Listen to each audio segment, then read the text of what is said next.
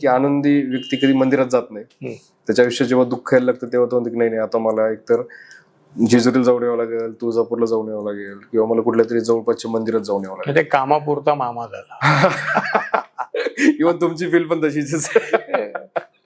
काम असेल तर देवाला नमस्कार करायचा, नाही तर करायचा नाही. मग तो देव कशाला तुमची आठवण करेल?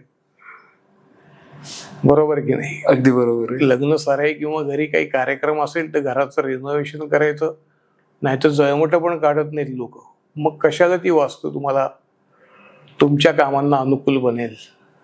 अगदी बरोबर आहे. होय की नाही? सोप्या सोप्या गोष्टी आहेत, पण त्या पण आपण टाळतो. आणि ती रोजची स्वच्छता जी आहे वास्तूची, ती तुम्हाला अधिक ऊर्जा देते बाकीच्या कुठल्याही गोष्टींपेक्षा. अशी काही मंडळी असतात ज्यांच्या आयुष्यामध्ये डाऊनफॉल खूप चालू आहे, त्यांच्या आयुष्यामध्ये कुठल्याच गोष्टी व्यवस्थित होत नाही, पण त्यांचा वास्तुशास्त्रावर विश्वास सुद्धा नाही. तर अशा लोकांना तुम्ही काय म्हणाल? तर माझा पहिला प्रश्न तुम्हालाच असा आहे की अशा लोकांचा आधी त्यांच्यावर विश्वास असतो का? स्वतःवर. कारण स्वतःवर जेव्हा विश्वास असतो त्यावेळेला आपण इतर कुठल्याही गोष्टीवर विश्वास ठेवायला आधीच शिकलेला असतो. हा पहिला मुद्दा. आणि दुसरा मुद्दा यातला महत्वाचा असा आहे की मला जर का एखाद्या क्षेत्रातली माहिती नाही, माझा जर का त्याच्यावर काही अभ्यास नाही, तर मी असं कसं म्हणू शकतो की माझा त्याच्यावर विश्वास नाही? समजा की मला काही आयुर्वेदिक औषधं घ्यायला सांगितलेली आहेत आणि मी म्हटलं माझा आयुर्वेदावर विश्वास नाही, पण मी अभ्यास काय केलाय त्याचा? किंवा तुझी पाठ दुखती तर तू अशी योगासनं कर. माझा योगासनावर विश्वास नाही. अभ्यास काय केला? योग ह्या शब्दाचा तरी अर्थ माहिती आहे का? मग अशी बरीच लोक असतात की ज्यांना त्याच्यात माहीतच नसतं. अभ्यास न करता जर का असं परस्पर म्हणणारे असतील की माझा त्याच्यावर विश्वास नाही, तर त्यांच्या शब्दाला काही किंमत नाही, त्यांच्या स्वतःच्या विश्वासावर त्यांची काही किंमत नाही. जो मनुष्य स्वतःवर विश्वास ठेवतो तो दुसऱ्यावर पण विश्वास ठेवू शकतो, तो शास्त्रावर पण विश्वास ठेवू शकतो, आणि या सगळ्यांच्या एकत्रित मदतीने तो त्याचं आयुष्य अनुकूल करून घेऊ शकतो, सुखकर करून घेऊ शकतो. शास्त्र म्हणजे जादू नाही आहे, पण शास्त्र म्हणजे कुणाचंही आयुष्य हे जे बिघडलेलं एक स्तर असतो, गाडी रुळावरून सुटलेली असते, ही रुळावर आणून द्यायचा एक चांगला तो मार्ग आहे. शहरामध्ये आता कुठलाही व्यक्ती सहजासहजी जमीन घेऊ शकत नाही, म्हणजे आपण ज्याला प्लॉट सिस्टम म्हणतो, प्लॉट्स घेऊ शकत नाही. तर तो सगळ्यात सोपं सोयीस्कर काय बघतो? एक तो रो हाऊस पाहतो, किंवा त्याहीपेक्षा जास्त सोयीस्कर त्याला होतो फ्लॅट्स घेतो. तो फ्लॅट घेतो. तर कुठल्याही सर्वसामान्य व्यक्तीने फ्लॅट घेताना कुठल्या गोष्टींची काळजी घेतली पाहिजे वास्तुशास्त्रानुसार? आपण जो फ्लॅट घेतो आहे त्याचा परिसर हा आपल्या व्यक्तिमत्वाला, आपल्या कार्यक्षेत्राला आणि घरगुती सगळ्या गोष्टींना हा उपयोगी आहे की नाही. त्याच्यानंतर मग तुमची गरज 2 BHK, 3 BHK, 4 BHK जसं तुम्हाला गरज असेल तसं. आता आधुनिक आर्किटेक्चरमध्ये बरेचसे बदल झालेले आहेत. त्याच्यामुळे किमान ज्या वास्तूत कमीत कमी उपदिशांमध्ये कट असतील, ज्या वास्तूत उपदिशा म्हणजे ईशान्य, त्याच्यानंतर आग्नेय दिशेत शौचालय नसतील, अशा भागात किंवा अशा पद्धतीचे फ्लॅट घेण्याला अनुकूलता आहे की ज्याच्यात कमीत कमी उपायात जास्तीत जास्त आपण गुणोत्कर्ष करू शकू. पण बरेचसे फ्लॅट्स असे पण असतात ना की ते ज्या जमिनीवरती बनवले गेलेले, आपल्याला माहित नसतो तिचा इतिहास काय, किंवा आपल्याला माहित नसतं की ती जमीन कुणाची होती किंवा ती कशा पद्धतीने आली. त्याचा काही फटका बसतो का जे फ्लॅट्स मध्ये राहतात त्या लोकांना? जमिनीचा, ज्या जमिनीवर फ्लॅट्स बनवली गेलेली. मुळात जमिनीतनं जी ऊर्जा येते, भूगर्भातनं जी ऊर्जा येते, ह्या ऊर्जेवर संस्करण करण्यासाठी वास्तुशास्त्रात उपाय आहेत, ज्याला आम्ही वास्तुशास्त्रीय संस्कार म्हणतो. अशा वास्तूत उपपीठ रचना केली जाते. त्याच्यानंतर इथे वेगवेगळी रत्न टाकली जातात. या रत्नांमुळे त्या वास्तूंचा एक तेजोवलय निर्माण होतो, एक गुणोत्कर्ष साधला जातो. रत्न म्हणजे काय, स्टोन म्हणतो आपण त्याला, साधा दगडच असतो.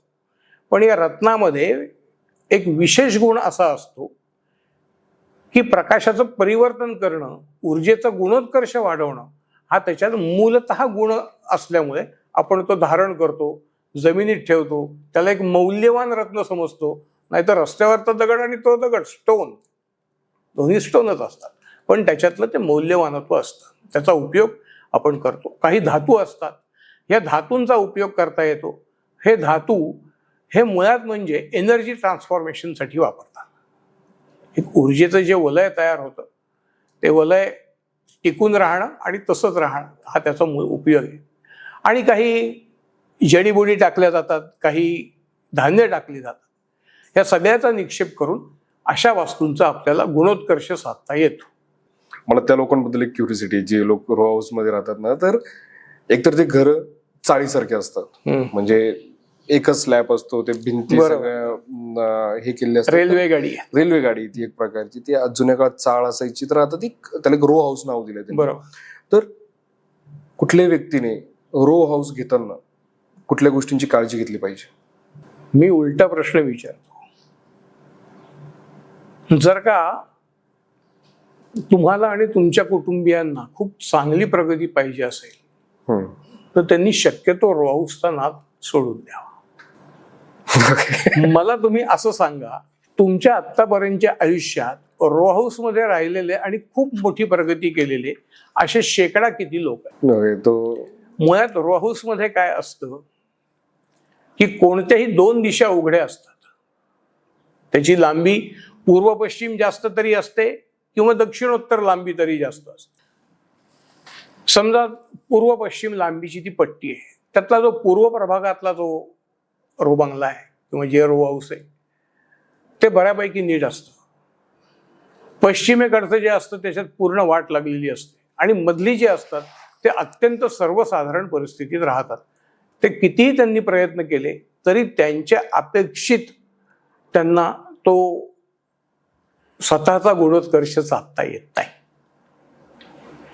आणि बऱ्याच वेळाला तिथे जागेची रचना ही ऍडजस्टमेंट करून बनवलेली असते. आत्ता मी जे तुम्हाला म्हटलं की एक पूर्व पश्चिम लांबीची पट्टी, दुसऱ्या घरात काय होईल, त्याची पूर्व दिशा बंद होईल.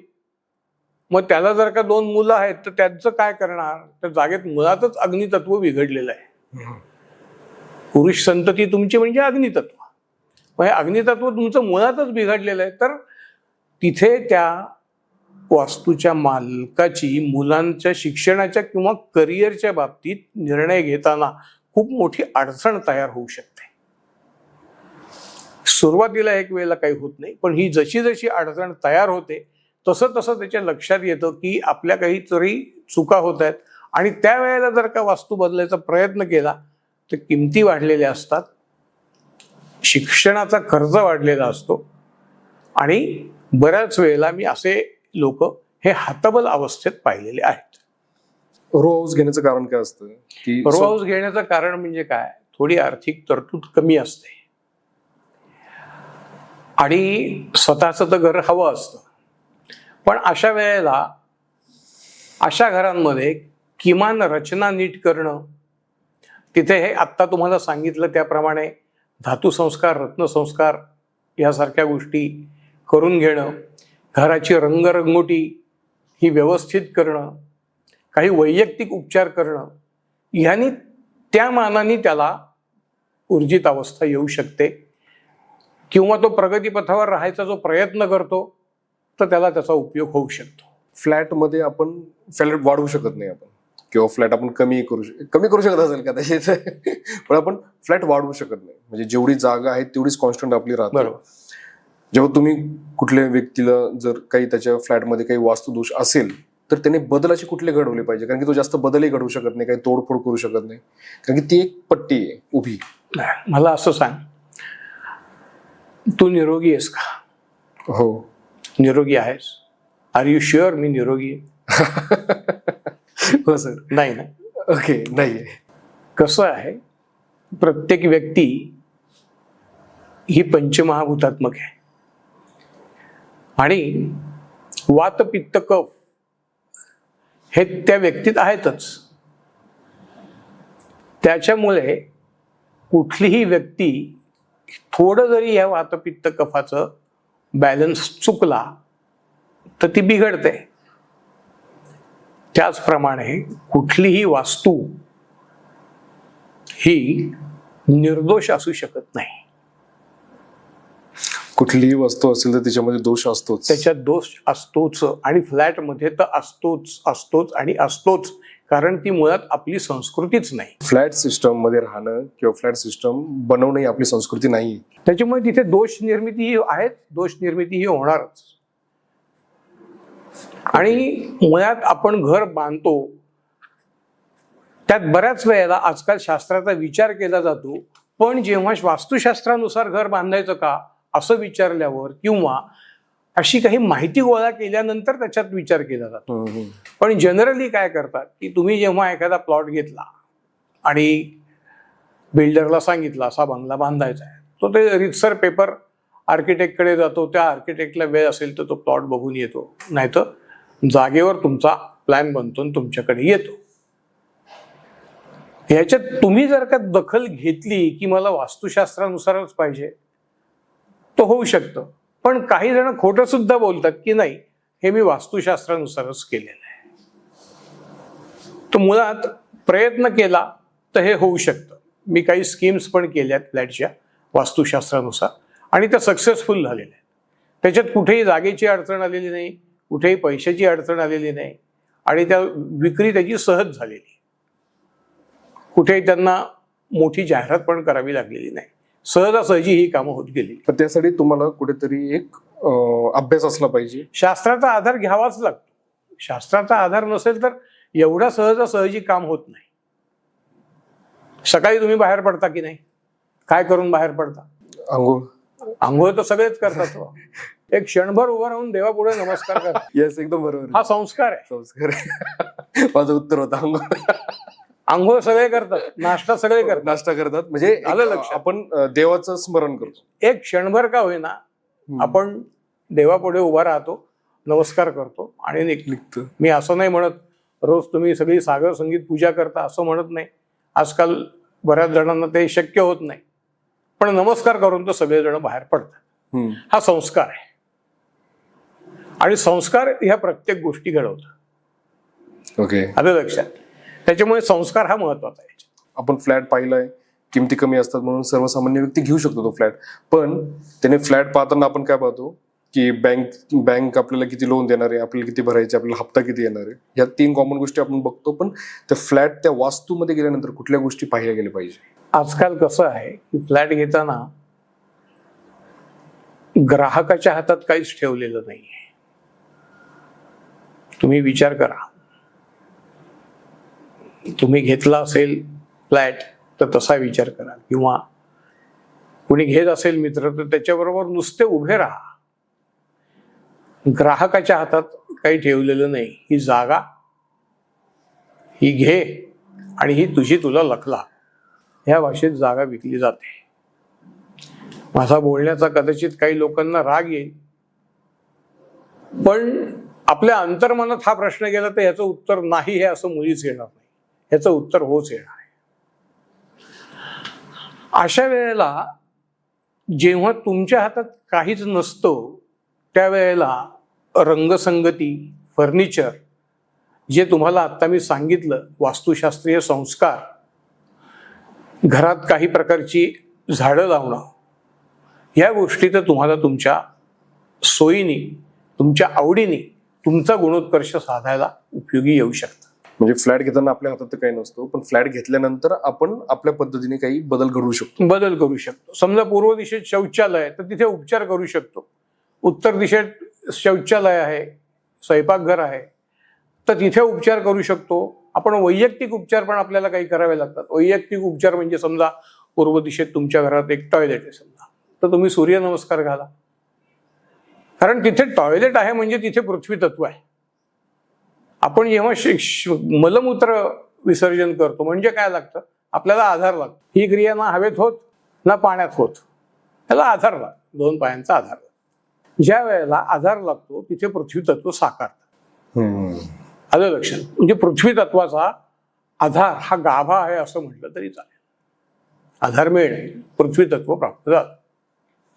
घरात तुम्ही राहता, एक आधार आहे, मला कुठेतरी काहीतरी आडोसा आहे, म्हणून तर ती पृथ्वी तत्वावरची किमया आहे. पृथ्वी तत्वाची किमया म्हणजे आपलं राहतं घर आहे. तर असं हे पृथ्वी तत्व जेव्हा आग्नेय प्रतिष्ठित असलेल्या पूर्व दिशेत साकारलं जातं त्यावेळेला तिथलं अग्नितत्व हे विसर्जित पावतं. म्हणजे शेकोटी आपण पेटवतो, त्याच्यावर विझवताना माती आणून टाकली, काय होतं, धुमसत धुमसत बंद पडतं. बरोबर. आणि थोड्या वेळाने जर का तुम्ही पाहिलं ना, तुम्हाला ते सगळा तो खालचा प्रकार आवडत पण नाही. इथे शेकत होतो आपण, ही क्रिया होते. म्हणून किमान पूर्व दिशेत शौचालय नाही, उत्तर दिशेत शौचालय नाही, या गोष्टी तरी पाहायला पाहिजेत.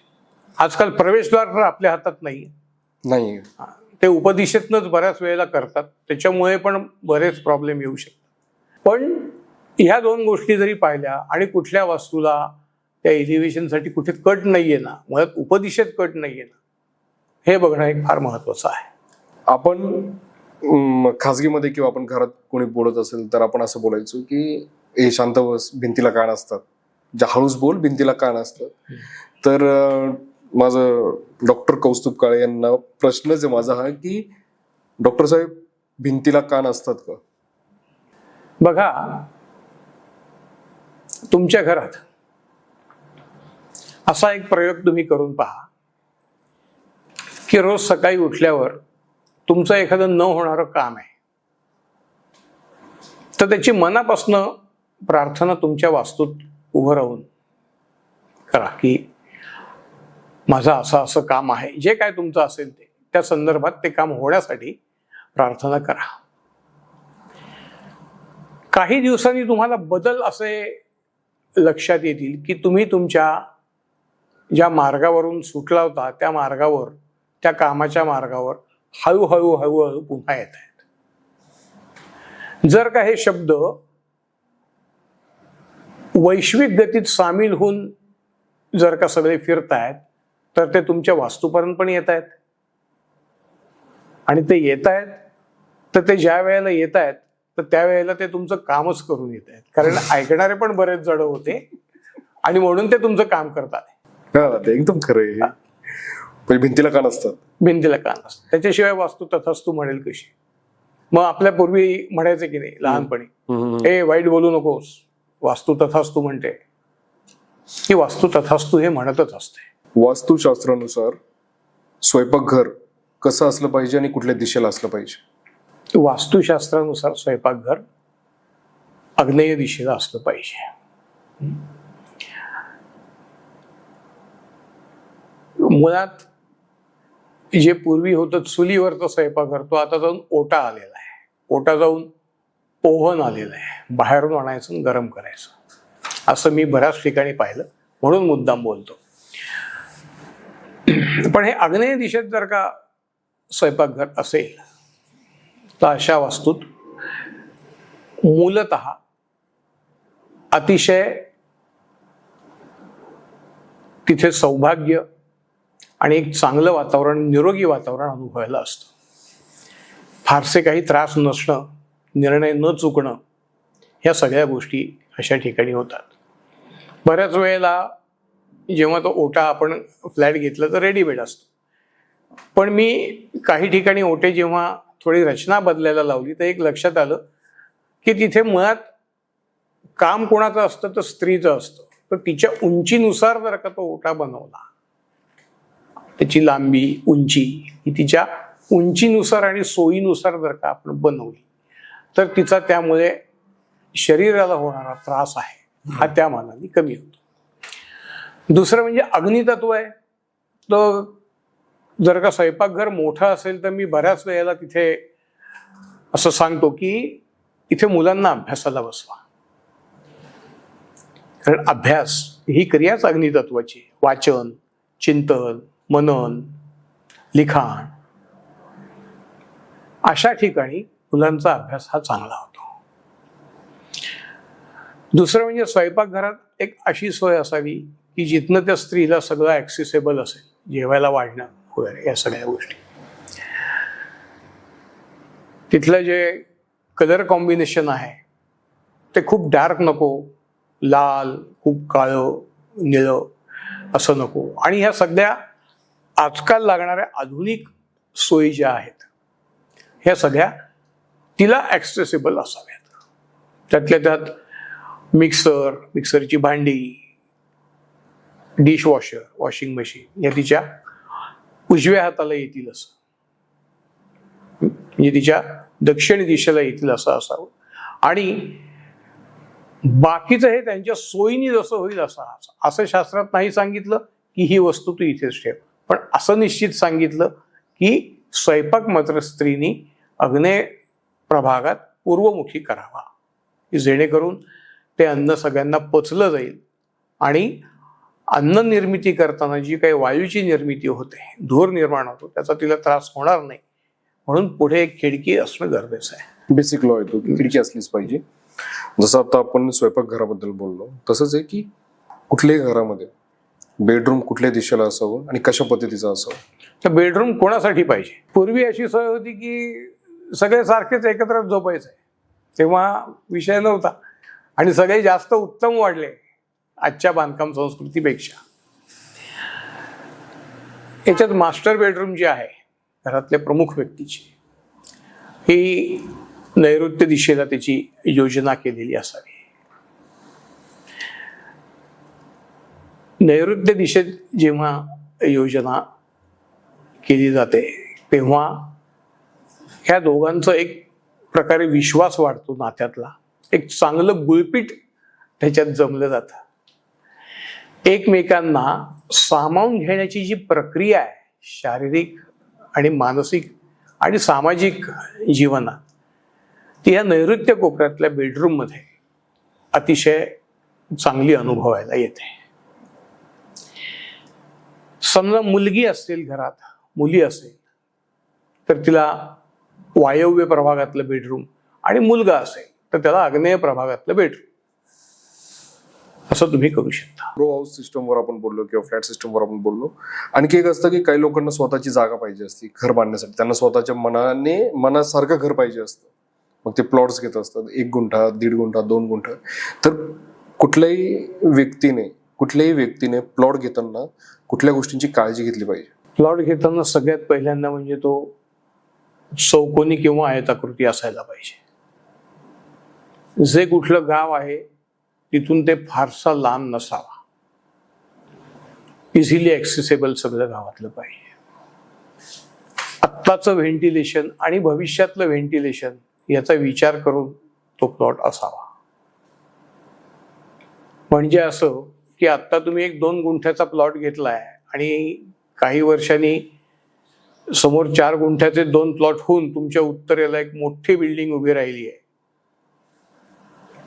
तुमच्या दक्षिणेला पण एक मोठा प्रोजेक्ट उभा राहिला आहे आणि तुम्ही एकदम छोट्या ह्याच्यात अडकलेला आहात, तर त्याचा काही व्हेंटिलेशनच्या दृष्टीने उपयोग नाही.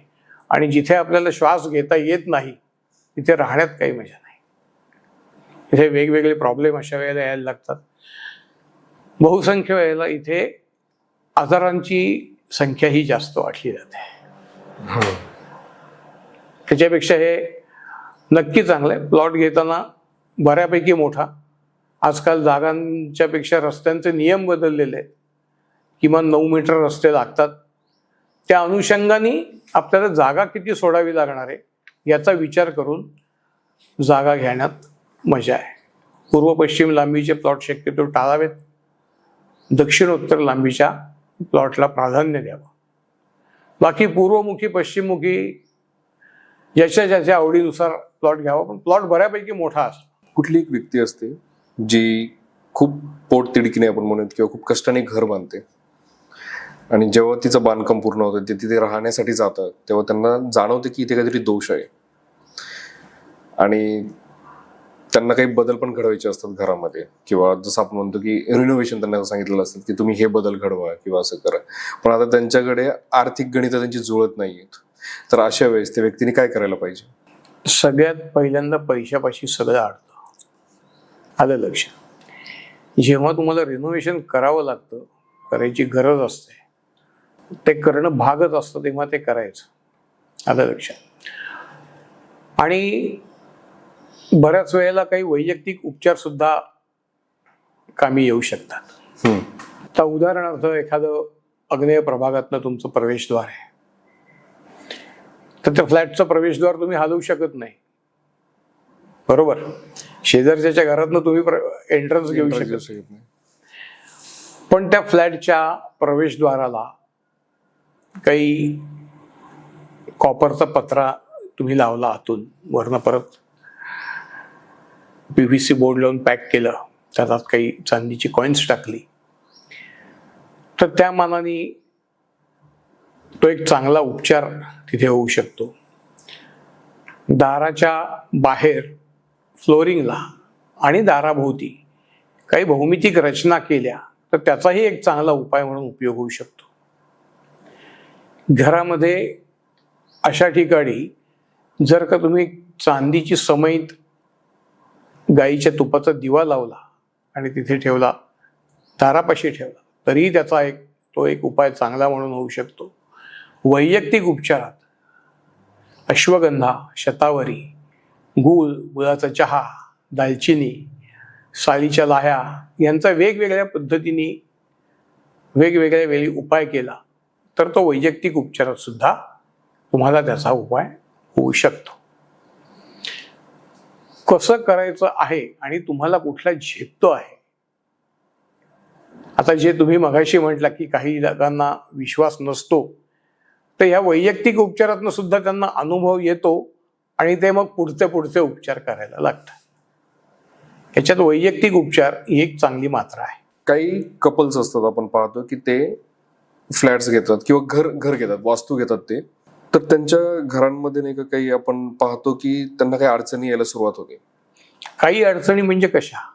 म्हणजे त्या दोघांमध्ये वाद होणं, किंवा आर्थिक गणित त्यांची बिघडतात, किंवा त्यांची मुलं, मग त्यांचं असं म्हणणं येतं की आधी एवढा त्रास देत नव्हती तो किंवा ती छोटं बाळ, त्यांचा आता जास्त त्रास द्यायला लागलाय. तर हे असे त्यांना मग ते कुठेतरी त्यांना असं वाटायला लागतं की आपण ज्या वास्तूमध्ये राहतोय हिच्यामध्ये काहीतरी दोष आहे. मी मगाशी म्हटलं त्याप्रमाणे अशी कुठलीच वास्तू नाही पृथ्वीवर की जी निर्दोष आहे. प्रत्येकात काही ना काहीतरी दोष आहे. आपण आधी जिथे राहत होतो तिथला माहोल आणि आत्ता जिथे राहतो तिथला माहोल यातल्या फरकाचा विचारच कधी करत नाही. लक्षात येत आहे? एकदम बरोबर. आणि त्याच्यानंतर आपण त्या वास्तूत गेल्यानंतर तसं फर्निचर बनवतो. उदाहरणार्थ आपण आपल्या घरात आधी खाली बसून जेवायचो आणि नंतर एकदम टेबल आला, मग वेगवेगळ्या वस्तू आल्या. या मधले त्या खरेदीच्या काळात, ती वस्तू नवीन वस्तू बनण्याच्या काळात आपल्यात काय बदल होणार आहे हा असा आपण कोणी विचार करत नाही. लक्षात येत आहे? मी कधी कधी असं पाहिलेलं आहे की काही बंगले रिनोव्हेट केल्यानंतर इतके सुंदर झालेत, अगदी महालासारखे झाले, आणि तिथल्या मालकांच्या विचारसरणीत खूप मोठा बदल पडला. अच्छा. आणि त्यांच्या नातेवाईकांना, त्यांच्या मित्रमंडळींना तो नकोसा झाला. मी एखादी गोष्ट करू शकतोय याचा आनंद माझ्यापुरता किंवा माझ्या कुटुंबियांपुरता ठीक आहे, पण हा मी जेव्हा चार चौघात येतो त्या वास्तूच्या इम्पॅक्टमुळे त्याच्यावर तो जो झालेला परिणाम आहे तो त्याला मग समाजापासून बाहेर काढतो. त्याच्यामुळे नवीन वास्तू घेताना, वास्तू रिनोव्हेट करताना हे आपल्याला कितपत सहन होणार आहे याचा एक विचार करणं गरजेचं आहे. आणि हा विचार आजकाल 99% कोणीही करत नाही. एखादा कोणी चांगली व्यक्ती असेल, चांगला कन्सल्टंट असेल, तर तो लक्षात आणून देतो. घरातल्या एखाद्या व्यक्तीला काही गोष्टी नाही पटल्या तर ते लक्षात आणून देतात एकमेकाच्या. पण जनरली असं आजकाल होत नाही, कारण प्रत्येकाला वरीज इतक्या आहेत आणि प्रत्येकाला प्रत्येक गोष्टीची घाई खूप झाली आहे. हरी. त्याच्यामुळे ह्या सगळ्या गोष्टी ह्या अशाच आहेत. ह्या बदलणं गरजेचं आहे आणि वास्तुशास्त्राच्या दृष्टिकोनातनं अशा वेळेला आम्ही रिनोव्हेशन किंवा नवीन घर करताना जे सांगतो तेव्हा त्या व्यक्तीचा, त्याच्या कुटुंबाचा बऱ्यापैकी आधी गप्पा मारून, काही प्रश्न विचारून चांगला अभ्यास करतो. मग त्या त्या वस्तू त्या त्या दिशेला तशा पद्धतीने त्यांना सुचवल्या जातात. तसं फ्लोरिंग, त्याच टाईपचे पडदे, त्याच टाईपचं कलर, थोडंसं फर्निचर वेगळं. बदल किती करायचा? एकदम खूप मोठा बदल नाही होऊ शकत, तो सहन नाही होऊ शकत. आर्थिक एखाद्या माणसाला जर का रोजचं 50,000 रुपये उत्पन्न असेल महिन्याचं आणि त्याला एकदम 10 लाख पगारवाली नोकरी मिळाली किंवा मिळायला लागले पैसे, तर त्याला ते मॅनेजर होईलच असं नाही. तो त्याच्याकडनंच मोठा प्रॉब्लेम तयार करून बसेल. त्याच्यामुळे असं नाही करता येत. वास्तुशास्त्र हे मुळात म्हणजे व्यक्तीचा मानसिक अभ्यास करतं. आलं लक्षात? कारण घटना ज्या असतात त्या व्यक्तीच्या मानसिकतेतनं घडतात ना. म्हणजे कुठली व्यक्ती तुमच्याकडे कुठली समस्या घेऊन आली तर तुम्ही सायकोलॉजी स्टडी करता त्या व्यक्तीचे. योगशास्त्रातनं ज्योतिषशास्त्राची निर्मिती झाली आणि वास्तुशास्त्राची निर्मिती आली. त्यातनं संगीतशास्त्र आलं, त्यातनं आयुर्वेद आलं. अशा एका शास्त्राला वेगवेगळे प्रत्येक आयाम निर्माण झाले. अगदी बरोबर. एखादी व्यक्ती आपल्याकडे येते म्हणजे ती कुठल्या हातबलतेने येते, ती सांगत असताना तिच्या घराचं चित्र आपल्यासमोर उभं राहू शकतं, पण त्याच्यावर ते प्रश्न विचारल्यावर त्या व्यक्तीला तो राग पण नाही आला पाहिजे. लक्षात येतंय? कारण त्याला राग आला तर तो आपल्याशी बोलणार नाही. वास्तुशास्त्र हे व्यक्तीसाठी असल्यामुळे ते व्यक्तीच्या मानसिकतेचा पहिला अभ्यास करतं आणि त्याच्यानंतर मग सगळी उपाययोजना आहे. नुसतं वस्तू टाकून, वर काही लटकवून, भिंतीला काही लावून असं काही होत नाही. जोपर्यंत तुम्ही त्याच्या मानसिकतेला हात घालत नाही, तिची वैचारिक क्षमता जाणीव करून देऊन एका विशिष्ट लेवलला आणत नाही, तोपर्यंत तुम्ही या लटकवलेल्या आणि टाकलेल्या गोष्टींचा फारसा उपयोग होत असेल असं मला आत्तापर्यंतच्या अनुभवावरनं तरी वाटत नाही. वैयक्तिक बदल हा फार महत्वाचा आहे. म्हणजे तुमच्या घरात टॉयलेट पुरवेला आहे आणि तुम्ही सूर्यनमस्कारच नाही घातले, माझ्या उपायांवर भरोसा करून राहिला, तर मी जे काही तुम्हाला उपाय सांगितलेले आहेत ते असे सांगितलेले आहेत की तुम्ही आणि तुमचा दोष हा एकत्र करून तुम्हाला त्यांच्या सुटका होण्यासाठी मी जे सांगितलेलं आहे ते जर का तुम्ही केलं नाही तर तो उपचार अर्धवट होईल. समजा तुम्ही डॉक्टरकडे गेला, तुम्हाला त्यांनी 4 गोळ्या दिल्या, तुम्ही मला सांगितलं मला लाल रंगाच्या गोळ्या आवडतच नाही, मी हिरव्याच घेणार किंवा मी पिवळ्याच घेणार, त्या औषधाला काही उपयोगच नाही. लक्षात येत आहे? अगदी बरोबर. त्याच्यामुळे ती जी क्रिया आहे, वास्तू तुम्ही जे काही उपचार करता आणि वैयक्तिक उपचार करता, यांची सांगड तुम्ही जेव्हा जोपर्यंत घालत नाही तोपर्यंत तुम्हाला त्याचं अत्यंत उत्तम फळ मिळू शकत नाही. मी अत्यंत उत्तम म्हटलं, अत्यंत उत्तम फळ मिळू शकत नाही.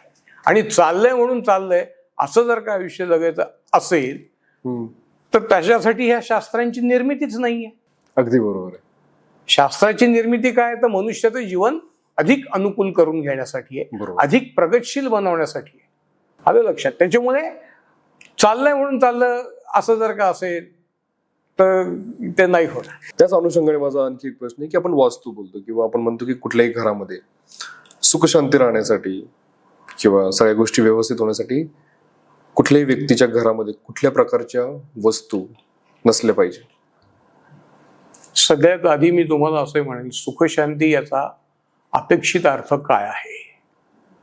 म्हणजे घरामध्ये सगळ्या गोष्टी व्यवस्थित. याच्यात ना वेगवेगळ्या स्तरावर लोकांच्या वेगवेगळ्या अपेक्षा आहेत. आलं लक्षात? पण मी एक सर्वसामान्यपणे तुम्हाला याच्यात असं सांगू शकतो की ज्याच्या घरात चांगला रिदम आहे, चांगलं नात्यांशी एकमेकांशी संपर्क आहे, संबंध आहे, नात्यांमध्ये प्रेम आहे, आणि भांडणं तर ती होणारच प्रत्येक घरात. भाऊ बहीण लहानपणी नाही भांडले तर त्याचा उपयोग नाही. पण त्याला एक सीमा आहे. नवरा बायको नवरा बायको त्याला एक काही सीमा आहे, आणि ती असलीच पाहिजे दोन्ही. तर ह्या गोष्टी असल्या पाहिजेत. चांगलं तुम्ही घरात राहताय, नीट नेटकं राहायला मिळतंय, व्यवस्थित जेवण खावण होतंय, निरोगी आहात, ज्या काही गोष्टी एकत्रित ठरवाल त्या उपभोगायला, त्या करायला जो काही पैसा लागतो तो तुमच्याकडे आहे, बस हे ठीक आहे. हे कुटुंबाच्या दृष्टीने. वास्तूच्या दृष्टीने म्हटलं तर अशा घरातनं व्हेंटिलेशन चांगलं लागतं. जरी प्रत्येक गोष्ट जागच्या जागेवर नसली तरी व्हेंटिलेशन जास्त लागतं, हवा खेळते असते. हवा खेळती राहावी लागते. मग तुम्ही बघा, काही चाळींसारखी घरं मगाशी तुम्ही म्हटलात,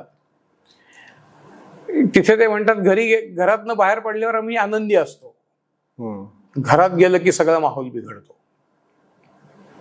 बाहेर जेवायला गेलं, बाहेर फिरायला गेलं की ती कुटुंब नीट असतं. प्रॉब्लेम त्या घराच्या व्हेंटिलेशन मध्ये असतो, प्रॉब्लेम त्या घराच्या रचनेत असतो, प्रॉब्लेम त्या घराच्या मांडणीत असतो, आणि तो व्यक्तीमध्ये उतरलेला असतो. त्याशिवाय व्यक्ती बिघडू शकत नाही.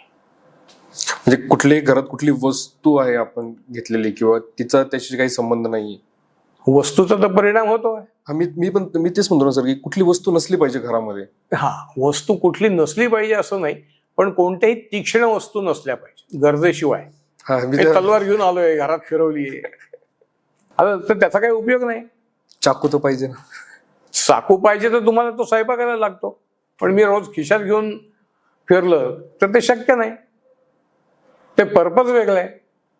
पर्पजफुल पाहिजे गोष्टी. ती वस्तू तुम्हाला तिथे त्या कामाला उपयोगी आहे का?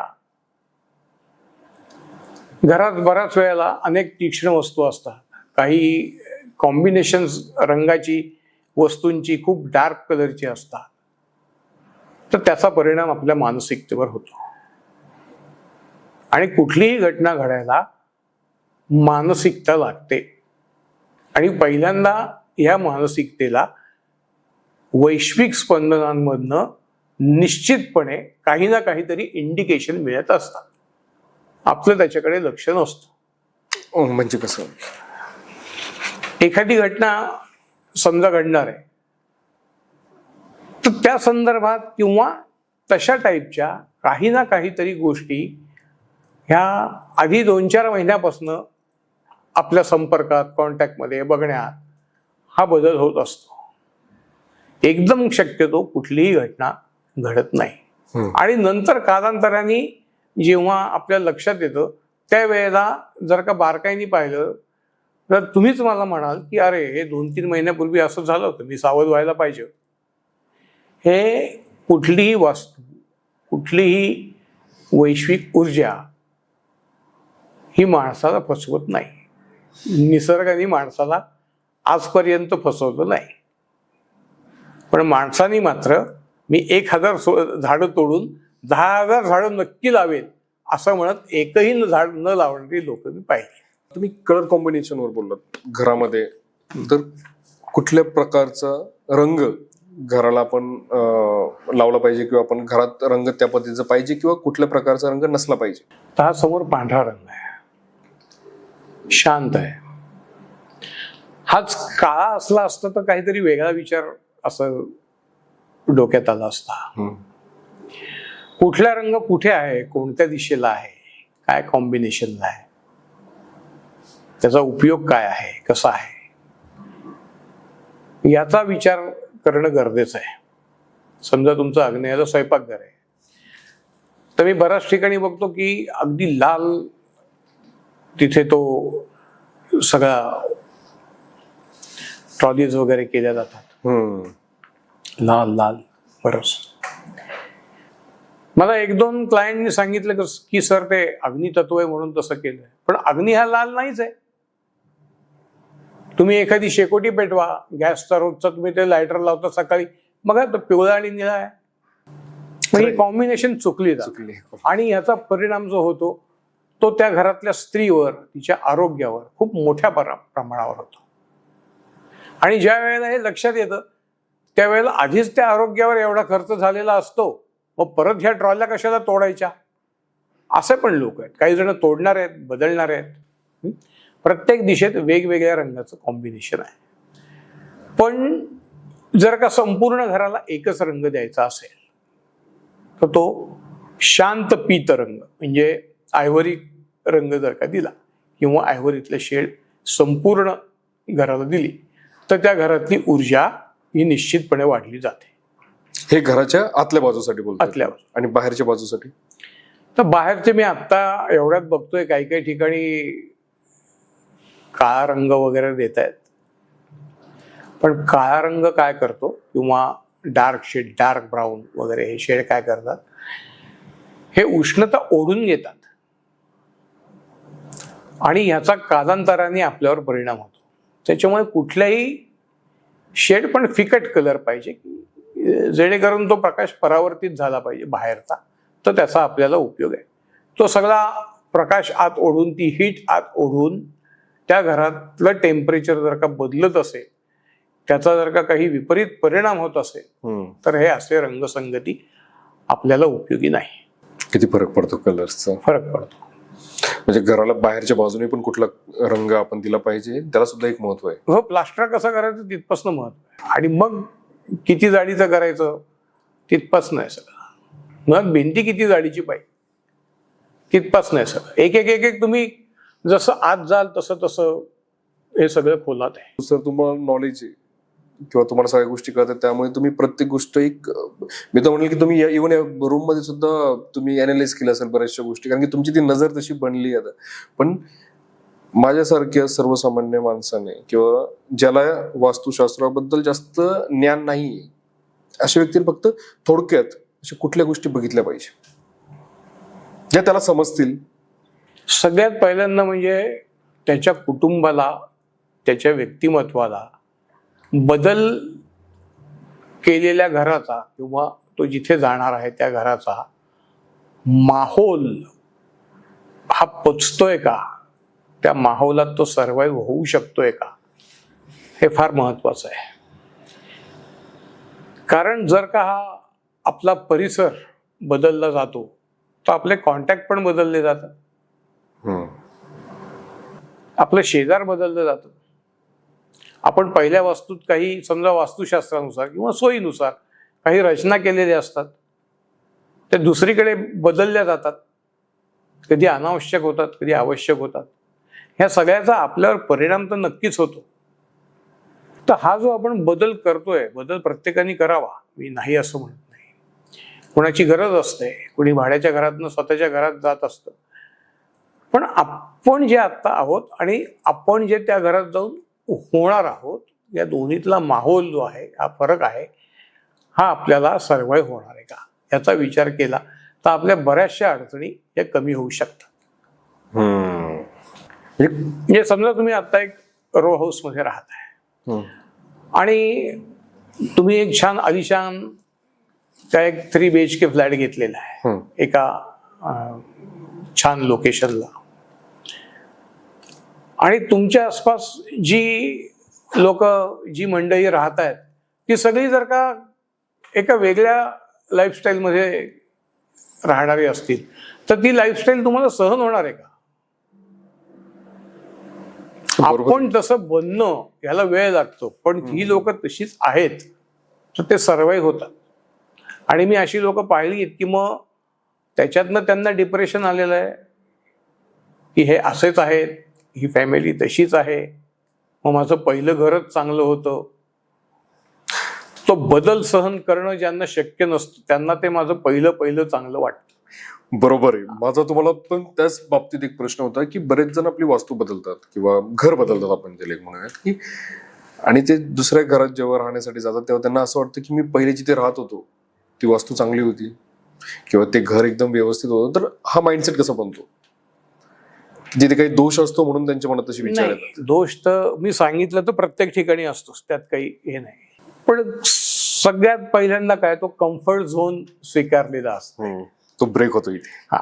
आणि दुसरीकडे जायचं असतं तर कधी ती गरज असते, कधी काही अपग्रेड आपल्याला राहायचं असतं, हे सगळे विचार असतात. कधी आपले काही नातेवाईक त्या भागात असतात, काही शाळा कॉलेज मुलांची जवळ असतात, कुठे नोकरीची ठिकाणं जवळ असतात, काही त्याला असू शकतं का. बरोबर आहे.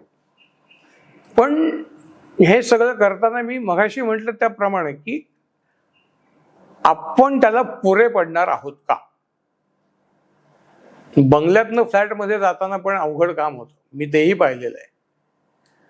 रिडेव्हलपमेंटला जेव्हा बंगले विकले आणि ही लोक फ्लॅटमध्ये राहायला गेली, तर यांच्या मानसिकतेत खूप फरक पडलेला आहे.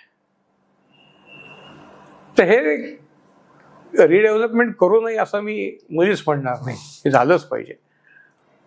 पण हे आपल्याला सहन होत आहे की नाही हा विचार करत नाही बरेच जण. आणि त्यानंतर ते सगळं एक केमिकल डोक्यात तयार होतं, त्याच्यानुसार सगळे विचार केले जातात, त्याच्याप्रमाणे ती घराची अरेंजमेंट केली जाते आणि त्या सगळ्यावर मग सगळ्या पुढच्या घटना घडलेल्या असतात. फ्लॅट सिस्टम्स आहेत मोठमोठे, आता बिल्डिंग बनते तर त्यामध्ये लिफ्ट असते. बरोबर, वर खाली लिफ्ट आवश्यकच आहे. हा, तर लिफ्ट बद्दल आम्हाला सांगेल की तुमचं काय हे पॉइंट ऑफ व्ह्यू लिफ्ट बद्दल. मुळात लिफ्ट म्हणजे काय, उचलणे, ओढणे. लिफ्ट करणे, लिफ्ट करणे, ओढणे, पाणी उचलणं, शेंदणं आपण बोलूया. तर एक प्रकारे ती विहिरीची क्रिया झाली, बरोबर. तर लिफ्टचा अर्थ जलतत्व असं म्हणता येईल आपल्याला. मग हे जलतत्व आपल्याला उत्तर दिशेत, ईशान्य दिशेत, पूर्व दिशेत, म्हणजे उत्तर ईशान्य पूर्व प्रभागात आपल्या घराच्या लिफ्ट असणे किंवा हे चालणं. आता आजकाल होतंय काय, बऱ्याचशा ठिकाणी लिफ्ट ही जिन्याजवळ, जिन्याच्या मधनं अशी आल्यामुळे कुठल्या फ्लॅटच्या आग्नेयाला येते, कुठल्या फ्लॅटच्या नैऋत्येला येते, अशा वेगवेगळ्या पद्धतीने त्या लिफ्ट येतात.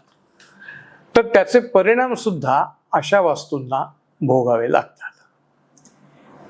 ज्या वास्तूच्या शेजारी आग्नेय दिशेतच लिफ्ट आहे, तर तिथे आजारपण आहे, तिथे सौख्याची हानी आहे, तिथे पैशाची हानी आहे, अशा सगळ्या गोष्टी आहेत. ह्या प्रत्येक दिशेतली लिफ्ट ही त्या घरावर, त्या फ्लॅटवर वेगवेगळ्या पद्धतीने अंमल करते. ती घराच्या बाहेर असली तरी आपला काही संबंध नाही असं त्याच्यात म्हणू शकत नाही. आलं लक्षात. ते लोडिंग त्याच्यासाठी चढवलेलं असतं ना, 30% 35% ठरलेलं आहे सगळं. मग तुम्ही नाही कसं म्हणता, ते बाहेर आहे कसं म्हणता, मग लोडिंगचे पैसे का देता. म्हणजे लिफ्ट सुद्धा ठराविक दिशेलाच असली पाहिजे. लिफ्टच्या दिशा ठरलेल्याच आहेत, कारण ते एलिमेंट ठरलेलं आहे. लक्षात येत आहे, ते एलिमेंट ठरलेलं. उत्तर दिशेला जलतत्वच आहे, मग जलतत्वाचं तिथे सगळ्या गोष्टी, सगळ्या क्रिया, सगळ्या अशा प्रकारच्या सुविधा ह्या तिथे चालणारच आहेत. किंवा तो गुणोत्कर्ष वाढवायला सुद्धा ते उपयोगी. आणि आता जसं तुम्ही म्हणालात की लिफ्ट आपण काय विचार करतो की लिफ्ट कुठे माझ्या घरामध्ये, लिफ्ट तर बाहेरच्या बाजूला आहे. सेम कुठल्याही बिल्डिंग मध्ये किंवा कुठल्याही सोसायटीमध्ये पार्किंग व्यवस्था असते, त्याची एक एजन्सी असते, एक पार्किंगची एक जागा बनवते. तर कुठल्याही बिल्डिंग मध्ये जेव्हा पार्किंग व्यवस्था असते त्याचा आपल्यावर काही परिणाम होत असतो का, जे तिथे राहतो, कुठली व्यक्ती जिथे राहते तिच्यावर. निश्चित होतो. जर का तो भूगर्भाखाली पार्किंग असेल, म्हणजे बेसमेंट कोरून पार्किंग करतात, बरोबर, तर हे 1-2 मजल्यापर्यंत कोरलं जातं खाली. तर याच्यात भूगर्भातनं येणारी जी ऊर्जा आहे ही सगळी डिस्टर्ब होते, ही सगळी बिघडली जाते आणि तिथनं प्रॉब्लेम सुरू होतो. त्याच्यामुळे मी फ्लॅट घेताना बऱ्याच जणांना काय म्हणतो की पार्किंग कुठे आहे. म्हणजे नुसतं टॉयलेट हा विषय नाही, तर त्याचं पार्किंग कुठे आहे. ते पार्किंग जर का अंडरग्राऊंड असेल तर शक्यतो अशा जागा टाळाव्या. म्हणजे ज्या बिल्डिंग मध्ये अंडरग्राऊंड पार्किंग आहे ती जागा टाळली पाहिजे. मला सांगा, तुमच्या हाताचं एक ऑपरेशन झालं आणि तिथे खड्डा पडला, वरून नुसतं आपण काही त्याला चढवलं तर ते बोट जाईलच ना, संभाळूनच राहावं लागेल ना, हो की नाही, राहावंच लागेल. अशाच पद्धतीने जर का त्या जमिनीतली ऊर्जाच तिथनं पाहिजे त्या प्रमाणात पाहिजे तशी वरपर्यंत आली नाही तर अशी बांधकामं अक्षरशः निस्तेज होतात. त्याचा परिणाम हा शून्य होतो. त्याच्यात हे आजकाल वेगवेगळे असलेले कट, वेगवेगळ्या ठिकाणाहून नको ते असलेले लिफ्ट, नको तशी टॉयलेट, याचा एकत्रित परिणाम हा खूप मोठा होतो. भूगर्भाचा स्तर जेव्हा एखादा बिघडला जातो तर तिथली ऊर्जा ही निश्चित बिघडली जाते. आणि ज्या वेळेला भूगर्भातल्या स्तरातनं जी ऊर्जा येते त्याच्यातनं जेव्हा सूर्याचा प्रकाश पडतो ती अधिक चांगल्या रीतीने फैलावते. ती ऍक्शनच तिथे कुठे होत नाही. पण ती जागा निद्रिस्त असल्यासारखीच आहे. माहोल तुम्हाला का वाटतो तर त्या इंटिरियरमुळे, त्या लाईट्समुळे, अशाच ठिकाणी तुम्ही याचा वापर यथेच्छ केलेला असतो. तुम्ही अनुभव घ्यायचा. तो आर्टिफिशियल आहे, तो आर्किटेक्चर, पण तो याच्यामुळे तो आपल्याला भाग सगळ्यात चांगला वाटतो. एकदा दिवसा जाऊन बघा. आम्ही दिवसा जातो ना म्हणून माहिती आहे. मला इतकं छान वाटलं नाही सर तुम्ही जे बोलत आता की ते ऊर्जा बाहेर येत असते. आता काही घर असे असतात की पार्किंगची व्यवस्था नसते आणि ते अंडरग्राऊंड पण करत नाही, तर ते काय करतात की पिल्लर चढवतात खाली पार्किंग. ते एक वेळेला ठीक आहे, ते ठीक आहे, ते ओव्हर राऊंड जातं ना. ते वरती घर बांधायला सुरुवात करतात, वर घर ते ओके, ते ठीक आहे. ओव्हर राऊंड त्यांनी जमिनीच्या भूस्तराला कुठेही असा हात लावलेला नाहीये की जे डिस्टर्ब झालेलं नाही. पण आपण जेव्हा पाया घेतो तेव्हा तर जमीन डिस्टर्ब तो होणारच. डिस्टर्ब नाही होत. जिथे योग्य ठिकाणी पाहिजे तिथे जर का तुमचे कॉलम असतील तर तिथे ऊर्जा डिस्टर्ब होत नाही. तुम्ही त्या प्लॉटवर कुठेही काही रचना केली तर त्यात फरक पडतो. म्हणजे जमिनीला डिस्टर्ब जर तुम्ही केलं अनवॉन्टेड, जसं तुम्ही अंडरग्राऊंड पार्किंग जरी केली, पार्किंग म्हणजे संपूर्ण भूस्तर हा कोरला जातो, परमनंट कोरला जातो. येस. आणि ज्या वेळेला तुम्ही कॉलम घेता त्यावेळेला परत माती टाकून, मुरुम टाकून बंद केलं जातं आणि मग परत 2 फ्लोअर पार्किंग, 3 फ्लोअर पार्किंग केलं जातं. ओपन असणं, हौदा असणं आणि ते भरून येणं यात मोठा फरक आहे. आता जसं आपण पाहतो की कुठल्याही घरामध्ये किंवा वास्तूमध्ये कुठल्या तरी एका दिशेला कट असतो, बरोबर. तर तेव्हा काय केलं पाहिजे, किंवा त्याचा काही म्हणजे आपण त्याला त्याचे काही साईड इफेक्ट्स किंवा असं काही आहे का, त्याचा काही तोटा? म्हणजे आग्नेय दिशेत अग्नितत्व, नैऋत्य दिशेत पृथ्वी तत्व, वायव्य दिशेत वायू तत्व, ईशान्य दिशेत जलतत्व. त्यामुळे कुठल्याही दिशेत ज्या वेळेला एखादा कट असतो, एक्सटेन्शन असतो, त्यावेळेला तिथलं संपूर्ण ती जागा, संपूर्ण तो फ्लॅट हा ऊर्जाहीन झालेला असतोच. मग अशा ठिकाणी फ्लॅट असेल तर आपण वास्तुशास्त्रानुसार उपपीठ रचना करू शकतो. काही घरातली रंगसंगती बदलू शकतो. अंतर्गत सजावटीच्या माध्यमातून सुद्धा आपण त्याच्यात गुणोत्कर्ष साधता येतो. आता जसं बोललो की कट असतो कुठल्या पण याच्यामध्ये, तर कट म्हणजे नक्की काय, म्हणजे ते थोडंसं आपण एक समजून घेऊयात. ऑफसेट घेतलेला असतो, असा एल टाईप कट असतो, ऑफसेट घेतलेला असतो. कधी टॉयलेट असेल तर तिथनं डक्ट आलेला असतो, तो सुद्धा एक कटच आहे. तो सुद्धा सी शेप तयार होतो अशा जागांमध्ये. मग तो कुठे झालाय, कुठल्या दिशेतनं झालाय, मग त्याचे परिणाम सुद्धा हे वेगळे वेगळे आहेत. आणि तो कशासाठी झालाय त्याचे परिणाम वेगळे आहेत. असं एक एक जाऊ तितकं ते सगळं खोलवर आहे. पण शक्यतो कुठले कट बघितले गेले पाहिजे? मग खरं तर कुठला कट नसावाच, कुठलाच कट नसावा नाही. उपदिशांमध्ये कुठलाही कट नसावा. कारण जेव्हा उपदिशांमध्ये ज्या वेळेला असा कट असतो त्यावेळेला त्या वास्तूच्या ऊर्जेची हानीच झालेली असते. आणि ज्या वेळेला एक तत्व नसतं त्यावेळेला दुसरं तत्वही तिथे नसतंच. ज्या वेळेला एखाद्या दिशेत, ईशान्य दिशेत समजा कट काही कारण असतं तर तिथे नैऋत्यही बिघडलेलीच आहे. तिथे अग्नितत्वही गेलेलंच आहे आणि वायू तत्वही गेलेलंच आहे. मग तिथे उपचार किती करणार? म्हणून शक्यतो मी बऱ्याच जणांना सांगतो की चारही कोणे नीट असलेली जागा बघा.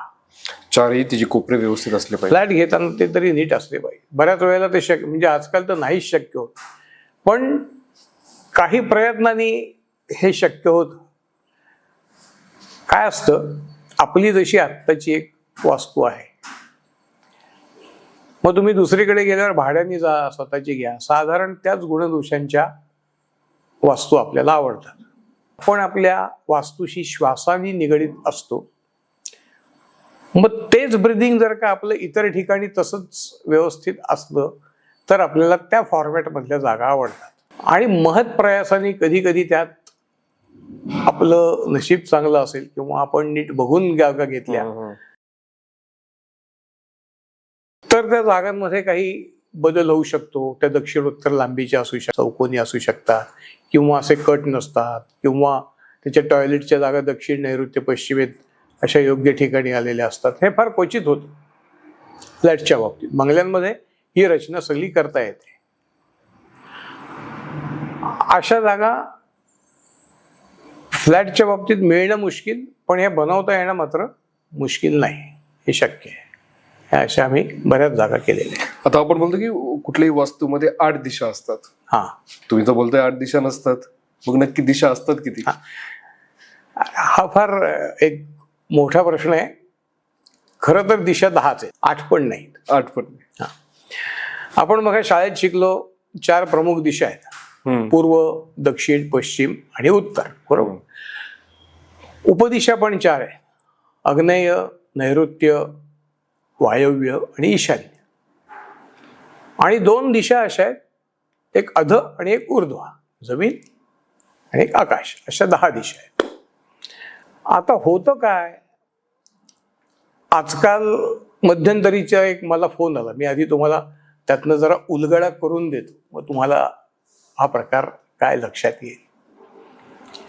एका ठिकाणी व्हिजिटला मला बोलवलं, तर तिथल्या त्या महिलेने मला विचारलं, सर तुम्ही किती डायरेक्शनचं कन्सल्टेशन करणार? माझ्या डोक्यात लगेच ट्यूब पेटली की 32-64चा आकडा असं काहीतरी यांच्या डोक्यात असणार. म्हटलं मॅडम तुम्ही काय करता? म्हणे मी फिजिक्स शिकवतोय. म्हटलं बरं, मी काही बोललो नाही. म्हटलं किती डायरेक्शन मधनं तुम्हाला पाहिजे कन्सल्टेशन? म्हणे तुम्ही पाहिलं युट्यूबवर 32 डायरेक्शन. म्हटलं मॅडम मी 64 डायरेक्शन वरनं करतो. नाही तुम्ही उद्या याच. मी कन्सल्टेशनला गेलो दुसऱ्या दिवशी, त्यांचं संपूर्ण वास्तू पाहिली. आता काय होतं तिथे हे वर्णन नाही करत, पण नंतर त्यांना मी म्हटलं मॅडम शिक्षण तुमचं मातृभाषेत झालंय का इतर कुठल्या भाषेत? मातृभाषेत झालंय. शाळेत असताना दिशा किती शिकलात? आणि 8, आत्ता जे तुम्ही बोललो. म्हटलं नाही, दिशा 10 आहेत. दिशा सांगितल्या. आणि म्हटलं तुम्ही 32-64 ह्या आकड्याला भुलला कशा काय? मग त्यांना एकदम प्रश्न पडला, एकदम त्यांचा चेहरा बदलला. यांनी आपल्याला काय फसवलं का, आपण काही वेगळं पाहिलं? म्हटलं मॅडम वास्तुपुरुष मंडळात बाहेर 32 देवता आहेत. ह्या देवतांना काही लोकांनी डायरेक्शन म्हणून संबोधलेलं आहे. ज्यांना देवता किंवा इंग्लिशमध्ये डेटीज म्हणण्याची लाज वाटते, अशांनी याला डायरेक्शन करून टाकलेलं आहे. पण ह्या देवता आहेत. वास्तुपुरुष मंडळात एकूण 45 देवता आहेत. त्यातल्या बाह्य भागावर ह्या 32 देवता आहेत. ह्या 32 देवतांची योजना प्रवेशद्वारासाठी केली जाते आणि बाकीच्या अंतर्गत रचनेत सुद्धा यांचं महत्व असतं. बरोबर.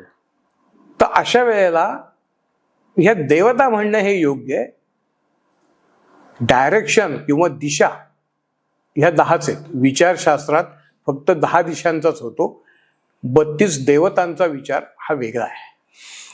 आता कुठल्याही व्यक्तीला जर घर बांधायचं असेल तर घराची सरासरी उंची किती असली पाहिजे? बांधायचं तर 11-11.5 फूट ठीक आहे, 11.5 फूट. पण जनरली करतात काय की परत एक बीम लपवण्यासाठी जो काही फॉल सिलिंगचा कार्यक्रम होतो त्याच्यात ते पुन्हा त्या घराची ऑक्सिजन लेवल ही नॉर्मल होऊन जाते. हाईट का वाढवायची घराची? त्याच्या घराची जर का ऑक्सिजन लेवल वाढला गेला तर नैसर्गिकरित्या तिथे आजारपण हे कमी होणार आहे. बाकीची रचना तर वास्तुशास्त्रानुसार करताय, हाईट पण तुम्ही देताय, मग ते फॉल सिलिंग मध्ये हे जे प्रकार होणार आहेत ते थांबवता येतात, थोपवता येतात. त्याला वेगळ्या पद्धतीने काही गोष्टी करायच्या. आता आपण पाहतो की आपलं घर आहे, एक ठिकाणी सपोज माझं घर आहे, छानसं मी घर बांधलंय, पण शेजारी पाजारी आता इतर घरांची किंवा बिल्डिंगची बांधकाम सुरू झाली, तर ते बांधकाम करत असताना त्या वास्तूची ऊर्जा हिचा माझ्या वास्तूवर किंवा माझ्या घरावर काही परिणाम होत असतो का? निश्चित सभोवतालचा परिणाम होणार. तुमच्या शेजारी इथे भरलेला पिंप आणून ठेवला पाण्याचा, तर बसाल कसे? माझ्या शेजारी एखादा स्टेनगन मला आणून उभा केला तर मी बसेल कसा? तुम्ही बसाल कसे? आपण अशा गप्पा मारूच शकणार नाही. बरोबर? काहीतरी टेन्शन मध्ये आपण असू, अशा मोकळ्या पद्धतीने गप्पा मारूच शकणार नाही. आसपासच्या सभोवताल मधल्या बांधकामाचा परिणाम हा आपल्या घरातल्या व्हेंटिलेशनवर होतो, आणि त्याचा परिणाम मग आपल्या विचारसरणीवर होतो. समजा आत्ता एखाद्या वास्तूत पूर्व दिशेतनं ऊन येत आहे, एक मोठं अपार्टमेंट झालं, तिथलं ऊन बंद झालं. ठीक आहे, उजेड येतोय पण ऊन बंद झालं. तर ऊन बंद झालं याचा अर्थ फार मोठा आहे वास्तुशास्त्रात. उजेड आणि ऊन या दोन्हीच्यात फरक आहे. आणि असं जर का प्रत्येक ठिकाणी व्हायला लागलं, तुमचं वेगवेगळ्या दिशेचं व्हेंटिलेशन कमी व्हायला लागलं, तर तुम्हालाही मग रिडेव्हलपमेंट करायची गरज असते. ओके. कारण सगळीकडनं जर का तुम्ही वेढले गेलात काय, तर तुम्ही जगणार कसं आहे? ओके. आणि जनरली साधारण तुम्ही बघा, एक 30-40 वर्षांनी ह्या रिडेव्हलपमेंटचे प्रकार हे होतच असतात. अगदी बरोबर आहे. तुम्ही अगदी 50 वर्ष 60 वर्ष जरी एखाद्या वास्तूचं लाईफ पकडलं तरी 30-35 वर्षांनी ह्या रिडेव्हलपमेंट होत असतात. आणि 30-35 वर्षात आपल्या आसपास भरपूर बांधकामं झालेली असतात. आपणही दर 5-10 वर्षांनी घराला रंग देतो, रिन्युएट करतो.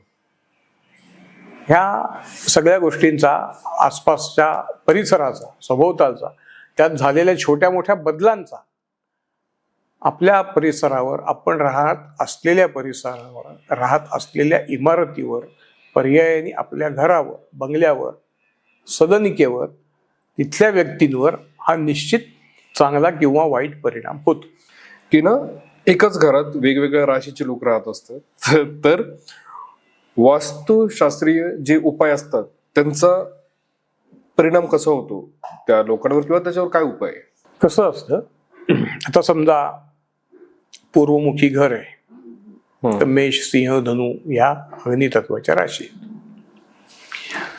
पण असं नसतं कधी. मेष राशीची बायको, सिंह राशीचा नवरा, कुठल्या कर्क राशीची मुलगी असेल, एखादी कन्या राशीचा मुलगा असेल.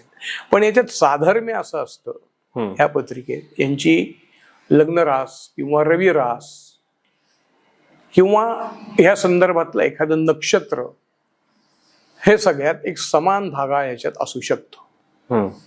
दुसरी गोष्ट, जेव्हा आम्ही वास्तुशास्त्रीय उपचार करतो, मघाशी तुम्हाला सांगितलेले रत्नसंस्कार, जेणेकरून त्या वास्तूला एक तेजोवलय प्राप्त होतं, तेज प्राप्त होतं.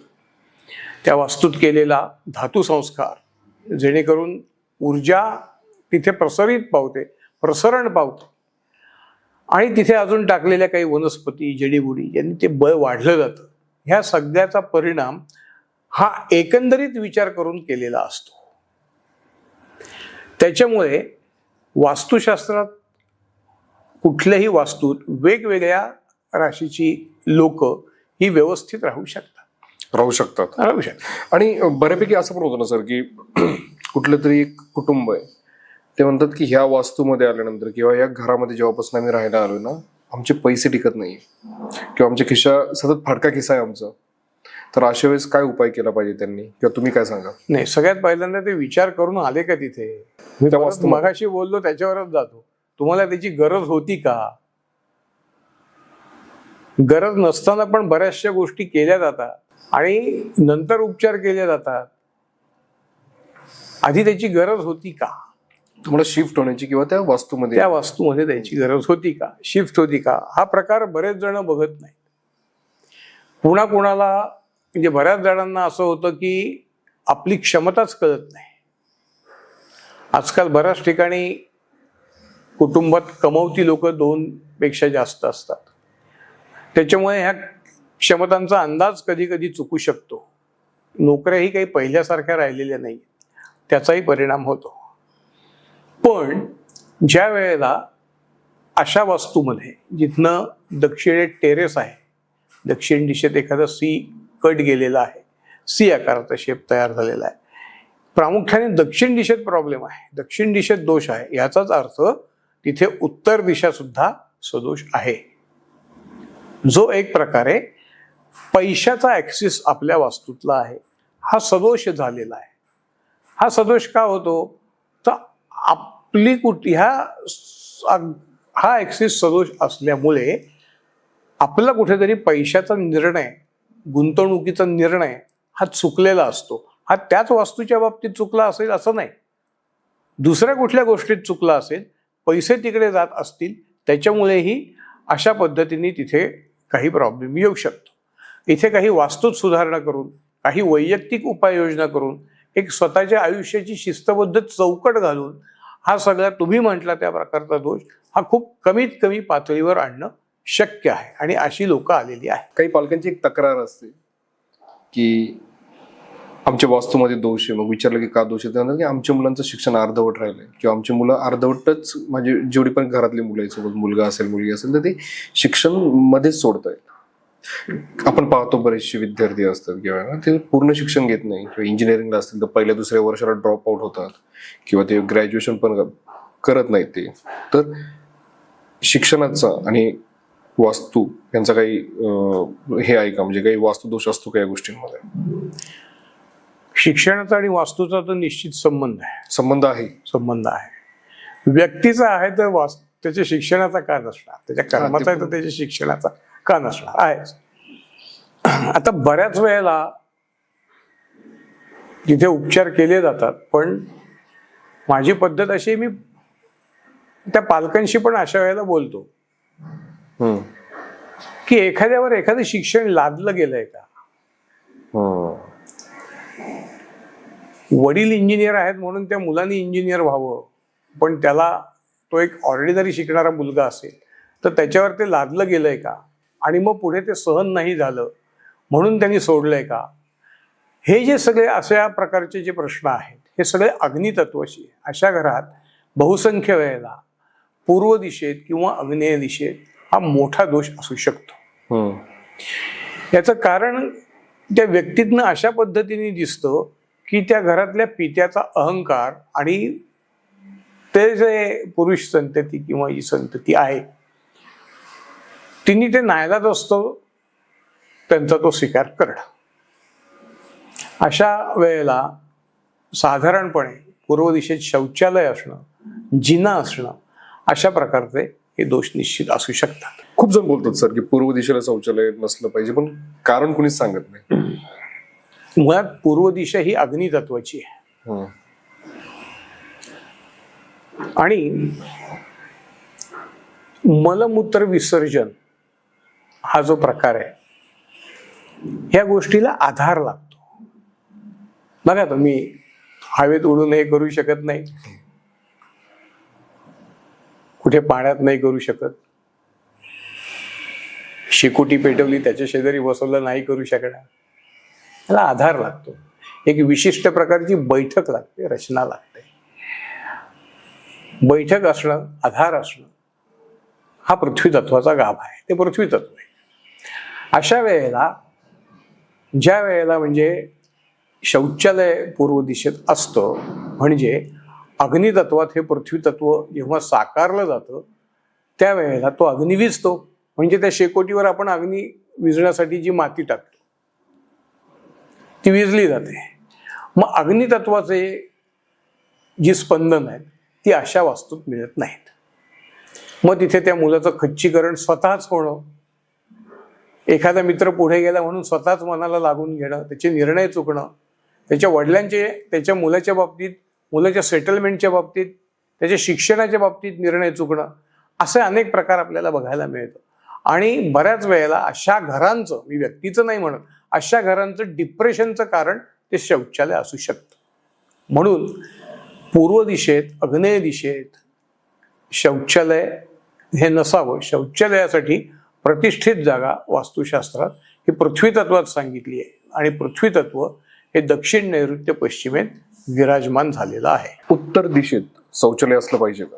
नाही, बरेच जण आजकाल म्हणतात की शौचालयाने काय होतं, न्हाणीघरांनी काय होतं, ते तर जलतत्व आहे. अहो, ते जलतत्व असूच शकत नाही. मी आत्ता जे तुम्हाला बोललो की ज्या क्रियेला आधार लागतो, आधार लागल्यावर इथे पृथ्वी तत्व साकारतं. जलतत्वाच्या दिशेत जेव्हा असं पृथ्वी तत्व साकारलं जातं, उत्तर दिशा ही जलतत्वाची आहे, चंद्रनाडीची आहे, ऐश्वर्याची आहे, आरोग्याची आहे, एखाद्या व्यक्तीला करेज देण्याची आहे, धैर्य देण्याची आहे. अशा ठिकाणी जर का शौचालय असेल तर घरातली प्रमुख व्यक्ती ही तर कुचकामी ठरतेच, पण अशा ठिकाणी स्त्रीचं अनारोग्य, संतती न होणं, अशासारख्या अनेक गोष्टी ह्या दिशेशी निगडीत आहेत. म्हणजे आयुष्याचं अक्षरशः चिखल आपल्याला अशा घरांमध्ये पाहायला मिळतो. आता बरेचसे घर आपण पाहतो की जागा कमी असते. आधी म्हणजे वॉशरूम आणि बाथरूम आधी सेपरेट असायचे, तर बरेच ठिकाणी आपण पाहतो की एक संडास बाथरूम एकच खोलीमध्ये असते किंवा एकच, त्याला दरवाजा एकच असतो. ते जागेच्या अनुषंगाने ते बनवलेले असतात. तर ते योग्य आहे? आत्ताच्या काळानुसार विचार केला तर ठीक आहे, पण ते योग्य नाहीये. पूर्वी ही सगळी रचना आपल्या घराच्या बाहेर होती. आलं लक्षात? आपल्या घराच्या दक्षिणेला, पश्चिमेला अशी ही रचना असायची.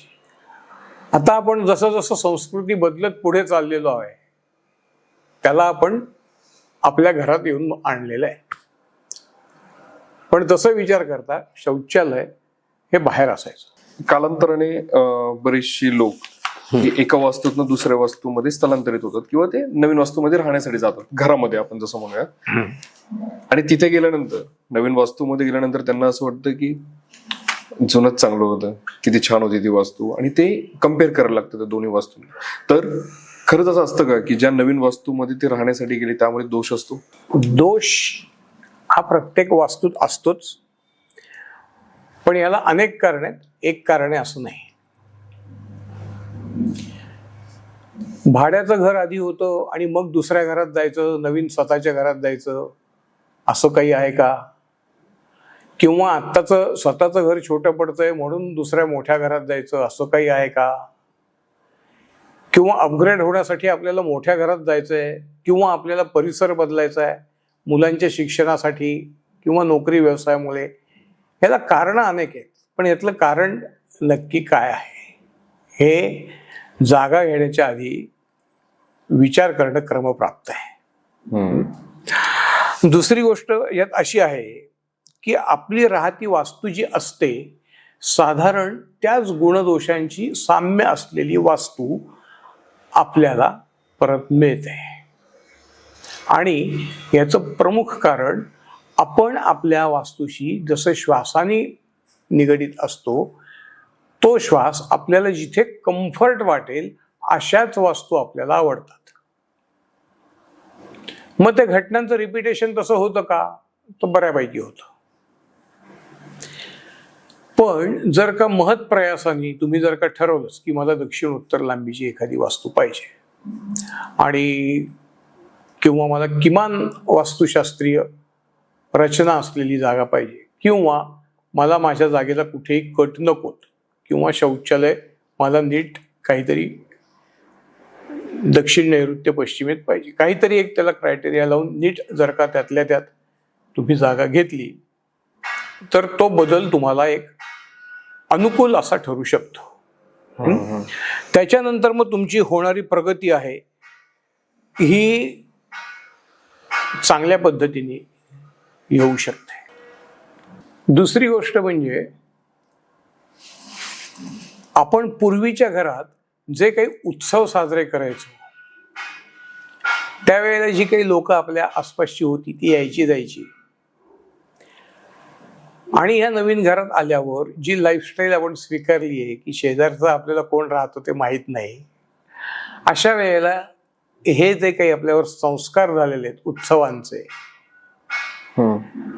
ह्याच्यातनं आपण जी घेतलेली फारकत आहे आपल्या संस्कृतीपासनं, ती सुद्धा आपल्याला ती जागा नकोशी वाटायला लागणं हे कारण होऊ शकतं. अशा गोष्टी मी पाहिलेल्या आहेत, अनुभवलेल्या आहेत, म्हणून मी हे तुम्हाला आत्ता सांगतो. म्हणून घर घेण्याच्या आधी विचार करा, आपल्याला हा सगळा माहोल, हे बदल, हे सगळे होणार आहेत का? आपली जडणघडण जी झालेली ती शेकडो वर्षाच्या शास्त्राच्या रचनेतनं झालेली आहे. आपल्यावर जे संस्कार झालेले आहेत ते तसे शेकडो वर्षापासून झाले. आपण, आपले आई वडील, त्यांचे आई वडील, ते तसं तसं तसं सगळं चालत आलंय आणि ते एकदम त्याच्यात काही मोठा बदल करणार आहे का? आपल्या आवडीनिवडी, खाण्याच्या आवडीनिवडी, कपड्यांच्या आवडीनिवडी, ह्यात जे हळूहळू बदल होतात, हे जर का झेपले नाहीत तर मात्र तुम्ही कितीही वास्तुशास्त्रीय उपचार त्यात केले पण वैयक्तिक सांगड त्याच्याबरोबर घालू शकला नाहीत तर तिथे तुम्ही म्हणता तसा प्रश्न उद्भवू शकतो. जसं आता आपली चर्चा झाली की आपण काही घरामध्ये काही बदल घडवले तर गोष्टी चांगल्या होऊ शकतात किंवा आपल्या आयुष्यामध्ये काही बदल होऊ शकतात. जसं तुम्ही सायकोलॉजी पण बोलता की बऱ्यापैकी सायकोलॉजीवर पण गोष्टी अवलंबून असतात. कर्म सिद्धांत इथे लागू होतो? निश्चित होतो. काही लोकांच्या बाबतीत असं झालेलं आहे, त्यांनी पूर्ण वास्तुशास्त्रानुसार घरं केलेली आहेत, बंगले बांधले आहेत, कोणी ऑफिसेस केलेली आहेत. नंतर त्यांच्या म्हणण्यात असं आलं की मला त्याचा काही उपयोग नाही आला, काय वास्तुशास्त्र वगैरे काय सगळं खोटं आहे. तर याच्यात एक विषय असा आहे, मी एक तुम्हाला घटना सांगतो म्हणजे तुमच्या लक्षात येईल की नक्की ती मानसिकता काय असते. एक साईट चालू होती, ते प्रत्येकाशी घासाघीस करायचे. अगदी त्या साईटवर येणारा टेम्पो, तिथले कारागीर, तिथले सगळे सप्लायर, सगळ्यांशी त्यांचा तो सतत वाद सुरू असायचा. सतत सतत सतत असं त्या साईटवर एकही मनुष्य नव्हता की ज्याला त्यांनी दुखावलं नव्हतं आणि आर्थिकदृष्ट्या दुखावलं नव्हतं. छोटा कामगार आहे, त्याच्या पेमेंटमधनं 5-50 रुपये काढून घेतले तरी त्याला दुःखच होणार आहे. आणि तुमचं काम झाल्यावर ते काढायचे कशाला, कट कशाला करायचं. मी त्यांना ह्या गोष्टीचा अनेक वेळेला बोललो होतो की सर, काम चांगलं करतायत ना लोक, तर तुम्ही ज्या पद्धतीने हे करतायत तसं नका करू, याचा दुष्परिणाम होईल.